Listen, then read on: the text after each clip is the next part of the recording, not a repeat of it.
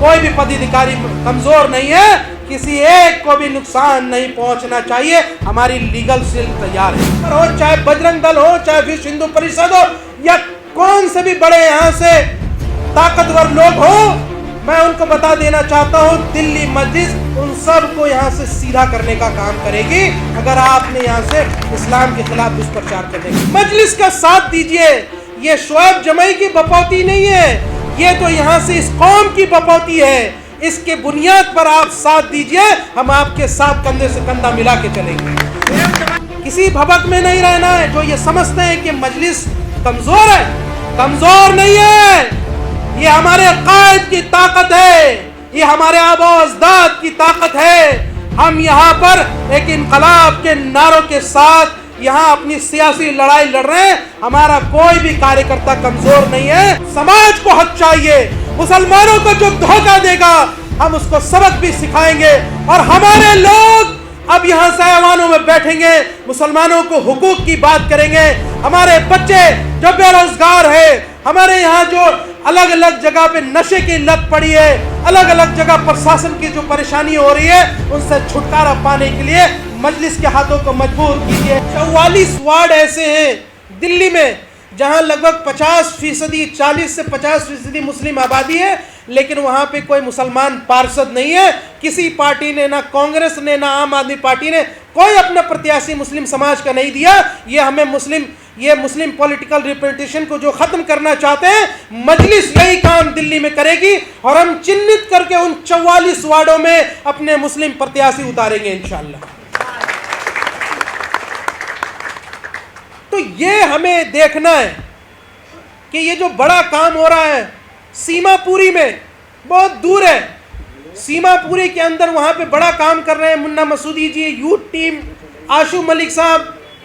जबकि SC ST seat कोई हमारा पार्टी जो है, हमारी पार्टी के सिंबल से अगर लड़ना चाहे तो मुस्लिम समाज का नहीं लड़ सकता, लेकिन उसके बावजूद भी यहाँ से मेहनत कर रहे हैं। हमारे दलित साथियों को तैयार कर रहे हैं ताकि अक्रॉस द पॉलिटिकल स्पेक्ट्रम, धर्म, जाति और इसके बंधन को तोड़ करके मजलिस दिल्ली के अंदर अगर हमारा कोई नॉन मुस्लिम साथी भी और मजबूत साथी होगा अपने वार्ड के अंदर या विधानसभा के अंदर, तो मजलिस उनको भी चुनाव लड़ाने का काम करेगी। इसलिए हम कपड़ों के रंग नहीं देखते हैं मोदी जी की तरह। हम कपड़ों के रंग नहीं देखते हैं।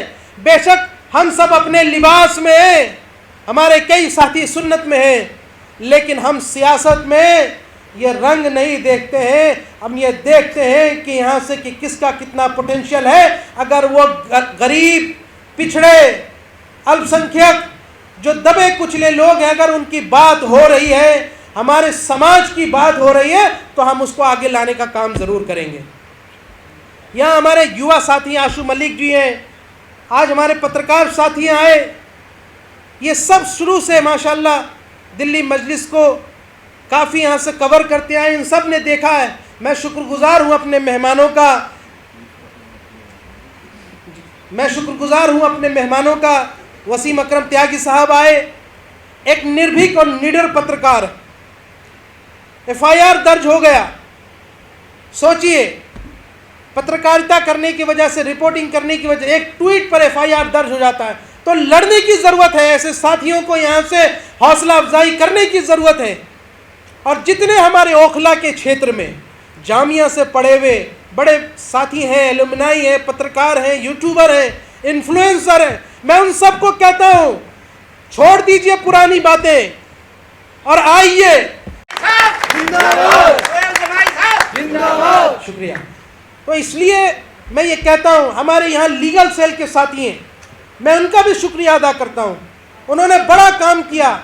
जो दिल्ली के जितने भी यहाँ से वकील हैं, मैं उनसे भी गुजारिश करता हूँ कि आइए आप MIM के मजलिस इस लीगल सेल को ज्वाइन कीजिए।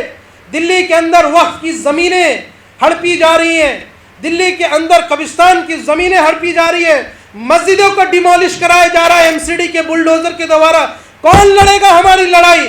आप लड़ेंगे यहाँ से कोर्ट के अंदर, और हमारे कार्यकर्ता जो है सामने साथ खड़े रहेंगे आपके। आइए, हम आह्वान करते हैं पूरे दिल्ली के अंदर, ये काम हमें करना है साथियों। हमारे बहुत ऐसे इलाके हैं जहाँ पे बड़ा पोटेंशियल है विधानसभा चुनाव लड़ने की। ओखला उसमें एक बहुत अच्छा नाम है, वहाँ इंचार्ज है हमारे अमानुल्लाह अमन जी, यूथ के यहाँ से प्रेसिडेंट है गुलजार जी, बड़ा अच्छा काम कर रहे हैं, साथियों को जोड़ने का काम कर रहे हैं। मैं चाहता हूँ, चूँकि हमारी रिहाइश भी ओखला है, तो मैं चाहता हूँ कि आने वाले समय में ओखला के अंदर भी जो अगर मजलिस का रिप्रेजेंटेशन हो तो हम ओखला विधानसभा के अंदर अपने प्रत्याशी उतारेंगे और हमारा प्रत्याशी दिल्ली के ऐवान में बैठेगा इंशाअल्लाह। मुस्तफाबाद हीरा है, हीरा। इस दिल्ली के अंदर इतनी जबरदस्त मुसलमानों की आबादी है। हमारे वार्ड के चुनाव लड़ने वाले साथियों ने बड़ी मेहनत की, वहां पे अपना वोट बेस बनाया, लोगों की मदद की, गरीबों की मदद करते हैं, बेलौस काम करते हैं, बिना सोचे देखे। ऐसा नहीं है कि 5 साल गायब हो गए।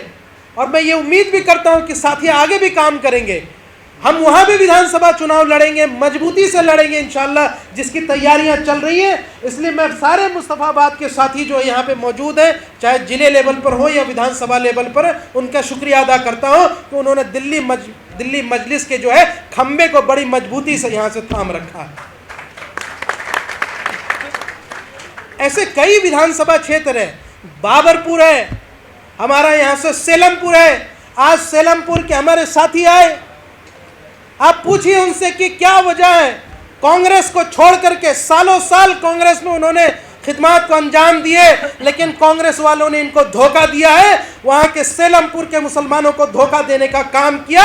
आपका इस्तकबाल है हमारी पार्टी में। सेलमपुर के कांग्रेस के साथियों, आज आपने मजलिस का दामन थामा है। हम आप पर हो, चाहे बजरंग दल हो, चाहे विश्व हिंदू परिषद हो, या कौन से भी बड़े यहाँ से ताकतवर लोग हो, मैं उनको बता देना चाहता हूं, दिल्ली मजलिस उन सब को यहां से सीधा करने का काम करेगी अगर आपने यहां से इस्लाम के खिलाफ दुष्प्रचार करने का काम किया।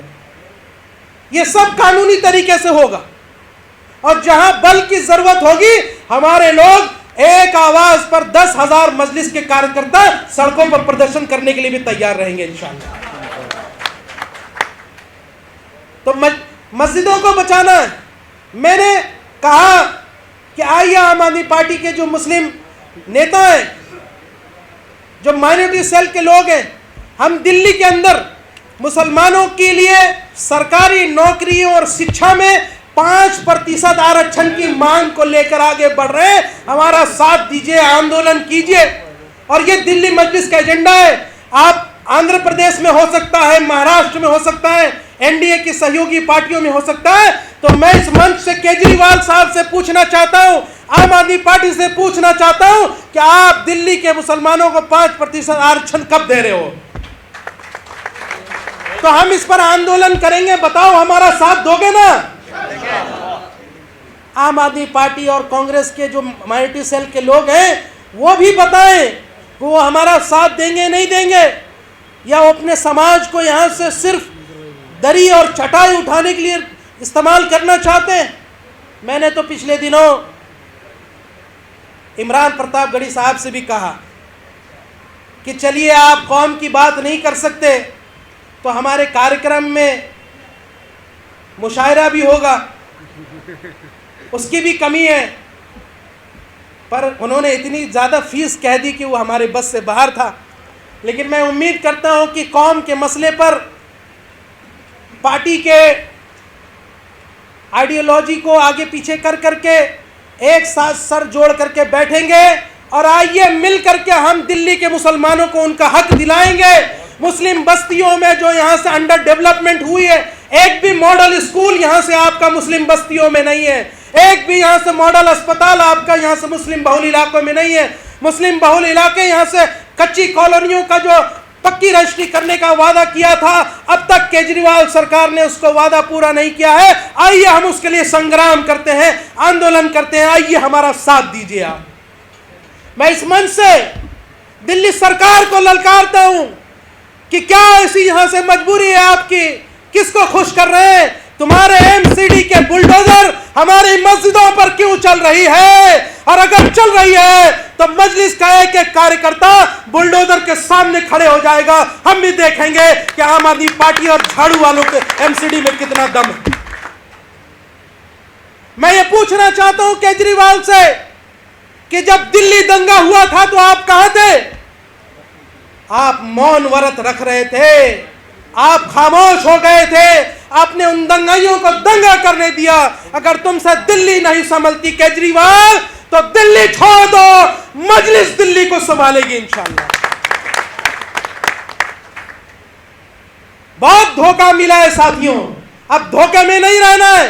आपने निजामुद्दीन के साथियों की बातें सुनी, क्यों निजामुद्दीन के साथियों ने आम आदमी पार्टी का दामन छोड़ करके यहां से मजलिस को ज्वाइन किया है? उसकी बुनियादी वजह यह रही कि इनके विधायक जो आम आदमी पार्टी से मुसलमानों को अपने पैर का जूती समझती है, यहां पे डिमोलिशन के मुद्दे उठ रहे हैं, कोई साथ नहीं देता है।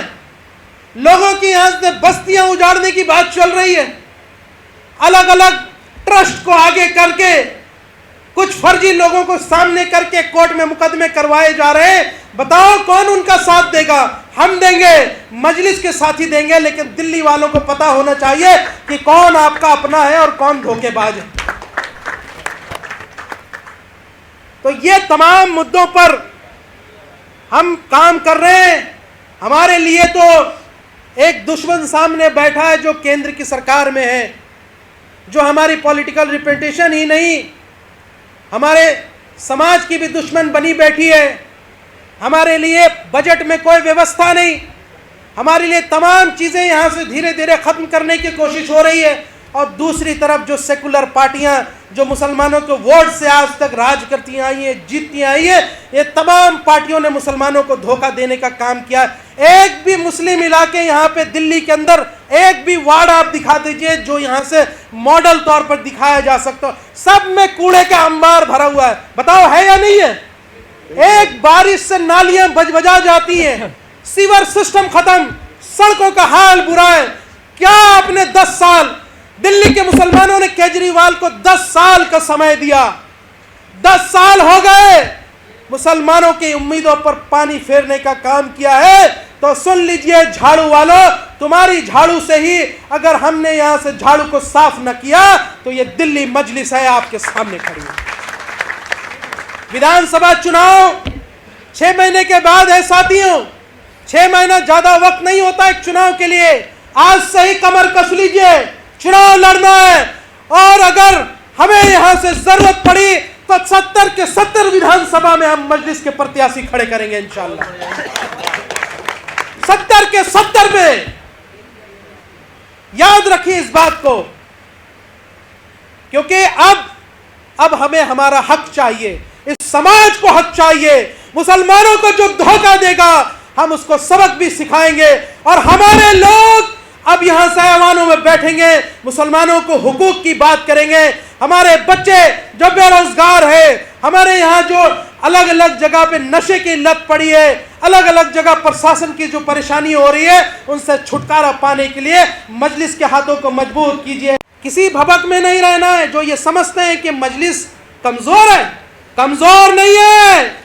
ये हमारे कायद की ताकत है, ये हमारे आबा अजदाद की ताकत है। हम यहाँ पर एक इनकलाब के नारों के साथ यहाँ अपनी सियासी लड़ाई लड़ रहे हैं। हमारा कोई भी कार्यकर्ता कमजोर नहीं है, कोई भी पदाधिकारी कमजोर नहीं है, किसी एक को भी नुकसान नहीं पहुंचना चाहिए। हमारी लीगल सेल तैयार है इंशाअल्लाह।